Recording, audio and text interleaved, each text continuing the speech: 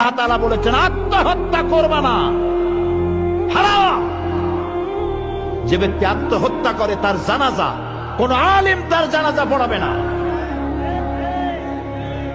সামান্য সলিমুদ্দিন কসিমুদ্দিন জাতীয় কয়েকজন লোক যাবে, আর একটা মুয়াজ্জিন জানাজা পড়ায় কবরে ধুয়ে দেবে। বড় জানাজা হবে না, বড় আলেম জানাজা পড়াবে না, যেহেতু সে জাহান্নামে যাবে। আত্মহত্যাকারী কোথায় যাবে? কিন্তু এই যুবক পোলাপানগুলি ওরা তো বোঝে নাই, ওদেরকে বুঝানো হইছে যে তোমরা যদি এই কামটা করো একেবারে বেহেশত তো যাবাই, মরার সাথে সাথে আল্লাহর সামনে গিয়ে হাজির হয়ে যাবে। আপনারা ক্যারাম বোর্ড খেলা নিশ্চয়ই দেখেছেন অনেকে। আর ভাই কইতে লজ্জা কি, আমিও তো খেলছি ছোটবেলায় ক্যারাম বোর্ড খেলা। এটা কি কোনো গুনাহ নাকি? আমিও খেলছি।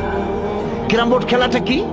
বোর্ডের উপরে কতগুলি এরকমের গুটি থাকে, একটা থাকে লাল, ঠিক না? এখন বোর্ডের উপরে এই গুটিটা আমি মারতেছি, সামনে আর একটা গুটি, কিন্তু সামনের গুটিটা আমার মূল টার্গেট না।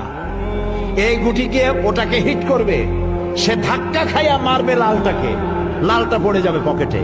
কিন্তু যে লালটা পকেটে পড়লো ওই বেচারা জানলো না যে আসলে মূল ধাক্কাটা কে মারছিল।